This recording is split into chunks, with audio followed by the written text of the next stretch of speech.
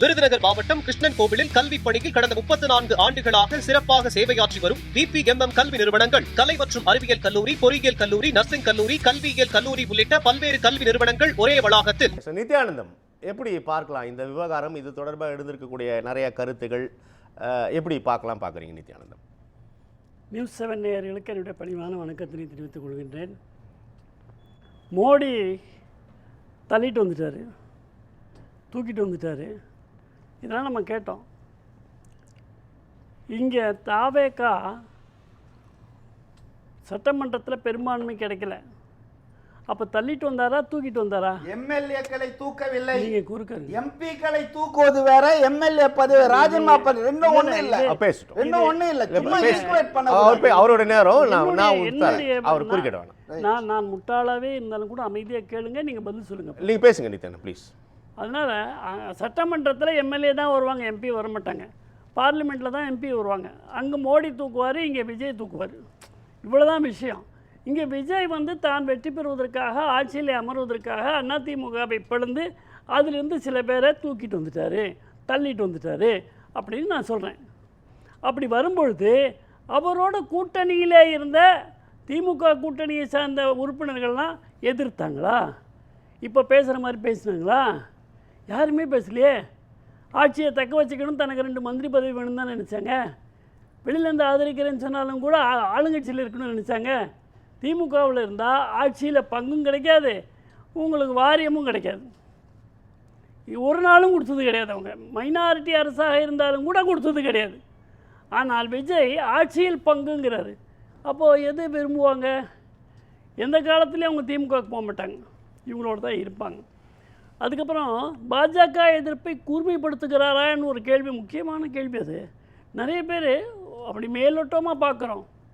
பாஜக எதிர்ப்பை அவர் கூர்மைப்படுத்துகிறாரா அல்லது கூர்மைப்படுத்துவதாக நடிக்கிறாரா, கூர்மைப்படுத்துவதாக நம்பி ஏமாறுகிறாரா? இந்த 3 கேள்வி இருக்குது. 3மே அதில் இருக்குது.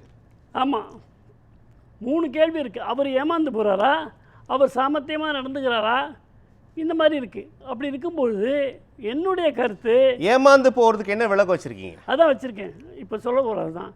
இப்போது நேற்று வானதி அவர்கள் சொன்னாங்க அழகா, இவங்க அரசியலில் நிரந்தர எதிரியும் இல்லை, பகையும் கிடையாது. எப்போ திமுகவை பற்றி கேட்கும்போது சொன்னாங்க. அப்போ திமுகவுடன் நெருக்கத்தில் வந்து கொண்டிருக்கின்றார்கள், துண்டு போட்டாச்சு. யார்? பிஜேபியும் திமுகவும் ஆளுக்கு ஒரு பக்கம் துண்டு போட்டாச்சு. அடுத்து இருக்கிறது அதிமுக. ஏற்கனவே பங்காளின்னு பேசினவங்க இப்போ திமுகவும் அதிமுகவும் சேர்ந்து விஜயை வரவிடாமல் தடுக்கணும்னு தலைவர்கள் சொன்னது. நீங்கள் குறிப்பிடக்கூடிய 2 ஆண்ட கட்சிகளுமே தீர்மானத்துக்கு ஆதரவாக ஒருமித்த குரலை எழுப்புகிறார்கள். அதெல்லாம் இப்போ தான் தேர்தலாக வருது. இப்போ தேர்தல் இல்லை. தேர்தல் நேரத்தில் அவங்க என்ன வேணால் பண்ணுவாங்க. இப்போவே அவங்க வந்து அவங்களுக்கு பிரச்சாரத்துக்கு பரப்புரை செய்கிறதுக்கு விஜய் கட்சிக்கு எதையும் கொடுக்க மாட்டாங்க. இப்போ எல்லாம் சேர்ந்து பண்ணுற மாதிரி பண்ணுவாங்க.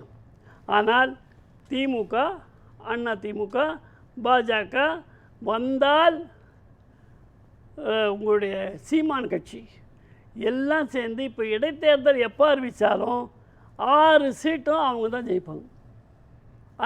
அந்த வேலையை அவங்க செஞ்சுக்கிட்டு இருக்காங்க. இது நிறைய பேருக்கு உள்ளடி வேலை நடந்துக்கிட்டு இருக்கிறது தெரியாது. அதனால தான் நான் இன்னொரு ஆங்கிள்னு சொன்னேன். அதனால் விஜய் கூர்படுத்துகிறாரா, கூர்படுத்துவதாக நடிக்கிறாரா அல்லது ஏமாந்து போகிறாரான்னு கேட்டேன். ஒன்று இதெல்லாம் அவருக்கு தெரிஞ்சு நடிக்கலாம், இல்லைன்னா கூர்படுத்தலாம். நித்யானந்தம் சொல்றது வந்து அரங்கேறும் போது தான் தெரியும் நாளைக்கு என்ன நடக்க போகுது, இடைத்தேர்தலில் யார் பொது வேட்பாளராக யார் நிறுத்தப்பட போகிறார் என்பது நாளைக்கு தான் தெரியும். ஆனா இன்றைய சட்டமன்ற தீர்மானம் சொல்லும் செய்தி என்பது ஒருமித்த குரல்ல இருக்காங்க அப்படின்றதா விவாதம். ஆமா, அரசியல் பாதை நித்யானந்தோட தகவல் நாளைக்கு தான் பேசணும். ஒரு ஸ்டெப்பு, ஒரு அரசியல் ஒரு ஸ்டெப் வச்சாங்கன்னாக்க அது எங்கே போகுன்றது நம்முடைய அனுபவத்தில் நம்மளால் சொல்ல முடியும். அதனால் அந்த மாதிரியான ஒரு விஷயம். இப்போ நீட்டு இதெல்லாம் நம்ம பேசணும். நீட்டு கொண்டு வந்தது காங்கிரஸை சொல்லிட்டார், எல்லாம் தெளிவாக சொல்லிட்டார். அதுக்கப்புறம் எல்லாத்தையும் சொல்லாமல் ஜல்லிக்கட்டுன்னு ஒன்று வந்தது. ஜல்லிக்கட்டை கொண்டு வந்ததும் காங்கிரஸும் திமுகவும் தான். அதை தடையை நீக்கினது பாஜக, மோடி அரசு. அது யாரும் பேச மாட்டேங்கிறாங்க. ஆனால் ராஜீவ்காந்தியும் ஸ்டாலின் அவர்களும் அங்கே உட்காந்துட்டு ராகுல் காந்தியும் ஸ்டாலினும் உட்காந்துட்டு அந்த ஜல்லிக்கட்டை பார்வையிட்டு கைத்தட்டிக்கிட்டு இருக்கிறாங்க. தடை போட்டதே நீங்கள் தான். இதுதான் இங்கே அரசியல் நடந்துக்கிட்டு இருக்கு. அதனால் விஜயுடைய கணக்குகள் சரியாக போகுமா என்பது போக போக தான் தெரியும். அதுக்கு மேலே சில வெறுப்புகளை விஜய் ஆட்சி மிக விரைவிலேயே சந்தித்து கொண்டிருக்கிறது என்று நான் நினைக்கிறேன். நேற்று நிதியமைச்சர் பேசிய பேச்சு எத்தனை தமிழ் படித்திருந்தாலும் கூட அன்பு என்றால் என்ன என்று அவர்களுக்கு தெரியாதுன்னு பேசியிருக்கிறார். அப்போ ஒரு தமிழனுக்கு அன்பு தெரியாதா? அன்பிற்கு முண்டோ அடைக்கும் தாழ்னு இயேசு பிறக்கிறதுக்கு முன்னாடியே சொன்னார், நான் ஒரு பார்ன் கிறிஸ்டியன்னார். இயேசு himself is not a born Christian. நீನು அதுக்கு மேலே கிறிஸ்டியனுங்கிற? இயேசு என்ன பார்ன் கிறிஸ்டியனா? கிடையாது. நான் மதத்துக்காக பேசலை, என்ன சட்டமன்றத்தில் பேசணுங்கிறதுக்காக பேசுகிறேன். ஒரு நிதி அமைச்சர் அப்படி பேசுவது என்பது விஜயினுடைய ஆட்சிக்கு ஒரு மைனஸ் பாயிண்ட். இது மக்கள் கவனிப்பாங்க. பேரன் சொன்னால் பேத்தி சொன்னான்னு போட்ட தாத்தாக்களும் அம்மாக்களும் இந்த முறை போட்டவங்க அடுத்த முறை இந்த மாதிரிலாம் நடந்தால் போடுவாங்களாங்கிறது தெரியாது. ஒரு முறை போட்டு பார்ப்பாங்க, அவ்வளோதான். காசுக்காக போட்டாங்க. காசெல்லாம் இப்போ கிடையாது. மாதம் மாதம் இவ்வளோ கொடுக்குறேன்னா அதெல்லாம் ஒன்றுமே கிடையாது.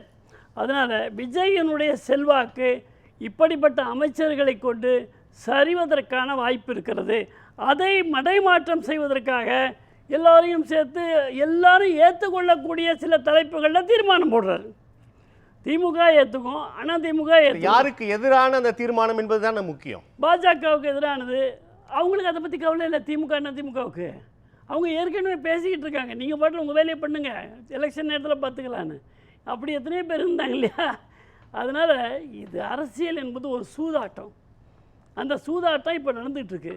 இப்போ நாம் உணர்ச்சி வசப்பட்டு இவங்க அந்த பக்கம் இருப்பாங்களா இந்த பக்கம் இருப்பாங்களான்னு ஒன்றுமே சொல்ல முடியாது.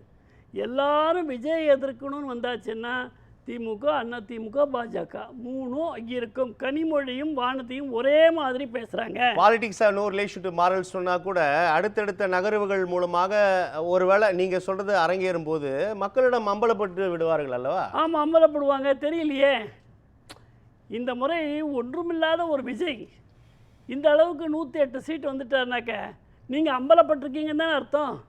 இன்னும் அம்பலம் பண்ணணும்னு அவங்க ஆசைப்படுறாங்க.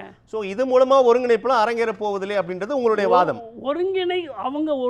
சட்டமன்றத்திற்கு தீர்மானம், நாடாளுமன்றத்திற்கு வாக்களிப்பு அல்லது வெளிநடப்பு அப்படின்ற மாதிரி ஒரு ஸ்ட்ராட்டஜி மூவ் ஆகும் சொல்றீங்க. உறுதியாக திமுக இந்த இடைத்தேர்தலுக்கு மற்றும் ஒரு நிலைப்பாடு, ஆமாம், உள்ளாட்சி தேர்தலுக்கு அது பார்க்கலாம்னு சொல்றீங்களோ? ஆமாம், உறுதியாக. அதே மாதிரி இந்த டீலிமிட்டேஷன் இது எல்லாமே திராவிட முன்னேற்ற கழகம் ஆதரிக்கும். இன்றைக்கி சொல்கிறேன் உங்களுக்கு, நான் அதுக்கான மூவ் நடந்துக்கிட்டு இருக்கு. இப்போ அது ஆதரிக்கும்னா ரெண்டு விஷயம் நீங்கள் சொன்னீங்க இல்லையா?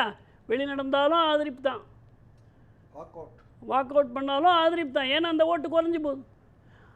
நேரடியாக ஆதரித்தாலும் ஆதரிப்பு தான், கூட்டணி உறுதியாயிடுது. அதனால் திமுகவும் பாஜகவும் நெருங்கி கொண்டிருக்கிறது. அதிமுக வேடிக்கை பார்க்காமல் திமுகவுடன் சேர்ந்தாலும் பரவாயில்ல அப்படின்னு நினைக்கிறாங்க. ஏன்னா எம்ஜிஆரோ ஜெயலலிதாவோ கருணாநிதியோ இப்போ இல்லை. தனிப்பட்ட துவேஷம் எதுவுமே, ஈகோ ப்ராப்ளம் அங்கே கிடையாது. அதனால் தமிழ்நாட்டில் இந்த திமுகவும் அதிமுகவும் சேர்வது என்பது காங்கிரஸும் மூப்பனாரும் சேர்ந்து ஒரே காங்கிரஸ் இங்கே ஆனாங்க இல்லையா? இந்திரா காங்கிரஸ், அதுவும் மூப்பனாரும் சேர்ந்து ஒரே காங்கிரஸாக ஸ்தாபன காங்கிரஸே இல்லாமல் போயிடுச்சு. அந்த மாதிரி அதிமுக இல்லாமல் போகலாம், இல்லை திமுக இல்லாமல் போகலாம். ரெண்டு பேரும் ஒன்றாயிடுவாங்க. எது பலமாக இருக்கிறதோ அது நிற்கும், ஒரே பேரில் நிற்கும், எல்லாம் ஒன்றா இருப்பாங்க. அது யாருக்கு சாதகம் யாருக்கு பாதகமாக போய் முடியும்? அதுதானே மிக முக்கியமான அரசியல் புள்ளியே. அதாவது திராவிட இயக்கங்களுக்கு சாதகமாக வரணுங்கிறதுக்கான முயற்சி தான் இதெல்லாம். மக்கள் என்ன செய்வார்கள்? விஜய் மாதிரி யாராவது புதுசாக வந்தாங்க, இப்போ தனுஷ் வராருங்கிறீங்க, நான் சொல்ல இல்லைண்ணா, பொதுவாக இப்போ ஊடகத்தில் தானே வருதுன்னு எங்களுக்கு எப்படி தெரியும்? தனுஷ் வராருன்னு சொல்கிறாங்க, அண்ணாமலை 31 வரப்போகிறாருன்னு சொல்கிறாங்க.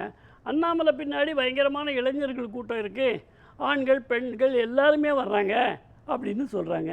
யார் இதில் இருப்பாங்க? உதயநிதி இன்னும் செல்ஃபே ஸ்டார்ட் பண்ணல, எதுக்குமே அவர் இன்னும் தயாரே ஆகலை. அதான எதிர்கட்சி தலைவர் சார். ஆமாம், எதிர்கட்சி தலைவர். அந்த நீங்கள் முன்ன குறிப்பிட்ட 2 பேரோட அவர் ஒப்பிட முடியாது sir. Is opposition leader sir. ஆனால் இவங்கள விட அதிகமாக அவர் தானே பேசணும். பேசிட்டு இருக்காரு. எங்கே பேசினாரு? பேசி மாட்டிக்கிறாரு. அப்பாவை காணும்னு சொல்லி அவங்க என்ன வந்து மகனை காணும். இதெல்லாம் சட்டமன்றம், அது பரஸ்பர விமர்சனம் சார். இவர் ஒன்று சொல்றாரு, சட்டமன்றம். அதுக்கா பொதுக்கூட்டம் போட்டு பேசுங்க. அதனால் அதாவது சட்டமன்றத்தை 3ஆம் நிலைக்கு கொண்டு போன ஒரு ஆட்சி, அது ஆளுங்கட்சி எதிர்க்கட்சி இரண்டுமாக சேர்ந்து இந்த ஆட்சி இருந்து கொண்டிருக்கிறது. தமிழ்நாட்டுக்கு இது மிக மிக மிக அவலமான ஆட்சி. அதே மாதிரி ஒரு பள்ளியில் ஒரு பக்தி பாடல், வேற்றுமொழி பக்தி பாடலை முதலிலே பாடி அப்புறம்தான் தமிழ்த்தாய் வாழ்த்து பாடினாங்கன்னு செய்தி வந்திருக்கு. யார் கண்டிச்சாங்க? அதை ஒருத்தரும் கண்டிக்கலையே. தமிழ்த்தாய் வாழ்த்து தானே முதல்ல பாடணும் ஒரு இன்ஸ்டிடியூஷன் வரும்போது. ஏன் எஜுகேஷனல் இன்ஸ்டிடியூஷன் ஏன் பண்ணல? அது கேட்கறதுக்கு ஆள் இல்லை. அதனால் எதை செய்யணுமோ அவங்களுக்கு சாதகமாக இருந்தால் அதை விட்டு விடுகிறார்கள், எதிர்கட்சியானாலும் ஆளுங்கட்சியானாலும். இன்றைக்கி வந்து எல்லா அமைச்சர்கள் பெரும்பாலும் சபாநாயகர் உள்பட வேதங்களை ஓதித்தான் அவர்கள் வந்து நடத்துகிறாங்க. எதையுமே தவறு கிடையாது, அவர்களுடைய நம்பிக்கை. ஆனால் மற்றவர்கள் ஏன் அதை செய்தால் மதவாதிகள் ஆகிறார்கள்? மற்றவர்கள் அதை செய்தால் அவர்களை மதவாத முத்திரை ஏன் குத்துகிறார்கள்? இது கேள்வி தானே.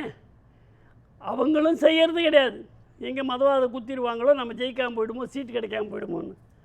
அதனால் இந்த சூழ்நிலையெல்லாம் மாறி இந்த மதத்தை இதெல்லாம் வீட்டில் வச்சுட்டு வான்னு ஒருத்தர் சொன்னால் அவரை போட்டு காய்ச்சி வீட்டில் வச்சுட்டு வான்னு சொல்கிறது மதத்தையோ மற்றதோ கிடையாது. வெளியில் வரும்பொழுது வேறுபாடு இல்லாமல் இருங்கன்னு சொன்னது கூட ஒரு தப்பாக போகுது. அதனால் பயப்படுறாங்க சொல்கிறதுக்கு. மெஜாரிட்டி சமுதாயம் அவர்களுடைய கடவுளை வழிபடுவதற்கு சட்டமன்றத்தில் இதை பார்த்து கூட சொல்ல மாட்டேங்கிறாங்க. இது எப்படிப்பட்ட ஒரு அச்சுறுத்தல் அவங்களுக்கு இருக்குது, அல்லது எப்படிப்பட்ட சுயநலம் இருக்குது? நல்லது நித்யானந்த், நான் புரிஞ்சுக்கிறேன். இந்த நகர்வுகள் அல்லது இதற்குள்ள இந்த செய்தியெல்லாம் இருக்குது, இந்த அரசியல்லாம் இருக்குது அப்படின்றது நீங்கள் முழுமையாக ஏற்கல. இது வந்து மாறுதலுக்கு உட்பட்டது துவக்கத்தில் சொல்கிறத நான் புரிஞ்சுக்கிறேன். துவக்கத்தில் நல்லா இருந்தது. இவர் எல்லா தலைவர்களும் போய் பார்த்தது எல்லாமே ஒரு அருமையாக இருந்தது, நல்லா கொண்டு போனார். இப்போ மந்திரிகளை இவர் கட்டுப்படுத்த முடியவில்லை என்று தோன்றுகிறது. ஏன்னா அவங்களுக்கு ஒன்றும் தெரியலை, மந்திரிகளுக்கு ஒன்றும் தெரியலை. நான் வந்து 40 வருஷமாக எஜுகேஷனலிஸ்ட்டுங்கிறார். ஒரு எஜுகேஷனலிஸ்ட் இப்படியெல்லாம் வந்து அன்பு சொல்லி கொடுக்குற இடத்துல இருக்கிறேன்னு சொல்கிறாரு. இப்படி ரவுடி மாதிரி பேசலாமா சட்டமன்றத்தில்? கொஞ்சம் கண்ணியமாக பேசலாம். அப்படி தானே அவர் அப்படி தான் நீங்கள் பேசினாரு. அவர் அதுக்கான விளக்கமும் கொடுத்துருக்காரு. என்ன நீங்கள் அதை விமர்சனமாக வைக்கிறது நான் பார்க்கிறேன். தண்ணியில் விளக்கமும் கொடுத்தாரு. அதனால நம்ம கண்ணியமா குறிப்பிடலாம். நம்மளுடைய நிகழ்ச்சியில கண்ணியமா ஒரு அமைச்சர் அவருக்கு உரிய மரியாதை நம்ம தர வேண்டும். ஆவேசம் அதனால பேசுனேன்னு சொன்னார்ல. நல்லது. ஆவேசம் வந்தா பேசுறதுக்கு அமைச்சர் நான் கூட பேசக்கூடாதுங்கிறீங்க. அவரும் மனுஷன் தானே. ஒரு கருத்தாளர் பேசுறதே நீங்க பேச வேணாங்கிறீங்க. ஒரு அமைச்சர் வார்த்தை நான் பேச வேணாம்னு சொல்ல, நான் குறிப்பிடவே இல்லை. ஆனா வார்த்தை முக்கியம் அல்லவா? அந்த மாதிரி ஒரு ஆவேசத்துல பேசுறத, ஆவேசம் என்பது வேறு, நீங்க குறிப்பிட்ட வார்த்தை என்பது வேறு. நல்லது நல்லது, நான் புரிஞ்சுக்கிறேன் நித்யானந்த். எவன் கேட்டாலும் கேட்காட்டாலும் நான் இப்படி தான் பேசுவேன், யாருக்காகவும் என்ன மாற்றிக்க மாட்டேன். அது என்னது? சட்டமன்றம் தானே அது. தமிழ்நாடு சட்டமன்றம் தமிழ் மக்கள் தேர்ந்தெடுத்த. நல்லது நல்லது. உங்கள் அறிவுரை, நித்யானந்தின் அறிவுரை மிக சரியாக புரிந்து கொள்கிறோம். தொடர்ந்து பேசலாம். அதை குறுக்கிட்டீங்க, குறுக்கு நான் ஜேம்ஸ் கிட்ட போகிறேன். இங்கேங்க தமிழ்நாட்டு மக்கள், தமிழ்நாட்டில் தமிழர்களால் தேர்ந்தெடுக்கப்பட்டவர் தமிழக நிதி அமைச்சர். கேட்டவர் எப்படி கேட்டாரு? தமிழ் கூட தெரியல. நம்ம அந்த விவகாரம் பேசிட்டோம். இந்த தலைப்பு என்பது வேறு. நான் உங்க கருத்தை புரிஞ்சுக்கிறேன். தமிழே தெரியலையான்னு அப்படி சொல்லல. அவரு நல்ல தமிழில் பேச முயற்சி பண்ணுங்க, அழகாக தான் கேட்டார். திமுக தான் இல்லை, அதாவதுங்க ஐயா சொன்னதில். நித்யானந்தம், உங்களிடமே ஆரம்பிக்கிறேன். இந்த மக்கள் தீர்ப்பை எப்படி பார்க்குறீங்க? இல்லை, ஓரளவுக்கு அவங்க வந்து மக்கள் இந்த முறை பல முறை ஒரு மாதிரி கொடுப்பாங்க. இந்த முறை திமுகவுக்கு நெருக்கடி இருக்குது. பாஜக எதிர்ப்பை கூர்த்திட்டுவதே திமுகவுக்கான அழுத்தமாக தான், திமுகவுக்கு நெருக்கடி அப்படின்னு நிறைய பதிவு பண்ணியிருக்காங்க. இல்லை, நெருக்கடி இருந்தாலும் கூட திமுகவோட சர்வைவல்னு ஒன்று இருக்குங்க. எந்த கூட்டணி கட்சியும் கூட இல்லை. அப்போ அவங்க வந்து ஏதாவது ஒரு கட்சியோட சேரணும்னு சொன்னால் அது பாஜகவோட சேரணும். மத்தியில் ஆளுங்கட்சியாக இருக்கிறாங்க, இவங்கள்ட்ட எம்பி இருக்குது. இந்த 5 வருஷத்தில் எம்பி ஆகலாம். இங்கே ஒன்றும் இல்லை, அதிகாரம் இல்லை.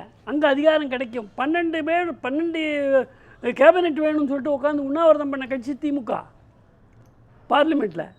அதனால நிறைய கேபினெட் இந்த ரீஷஃபிள் வரும்போது கேட்பாங்க. பார்லிமெண்ட்ல எல்லாம் உண்ணாவிரதம்லாம் இல்லை, நீங்க கற்பனையா சொல்லுங்க. இல்லை, நிர்பந்தம் பண்ணாங்க. அந்த டோன்ல சொல்லி பார்லிமெண்ட்ல உண்ணாவிரதம் அறைய போட்டிட்டு போயிட்டாங்க. நல்லது நல்லது. ஸோ திமுகவுக்கு நெருக்கடி என்பதை நீங்க ஏற்கிறீங்க. கொள்கை முரண், தமிழக நலன் அப்படின்றதுல அடுத்தடுத்த இடங்களில் தான் இருக்கு. அதெல்லாம் இல்லவே இல்லை. அதெல்லாம் இல்லவே இல்லையா? நல்லது.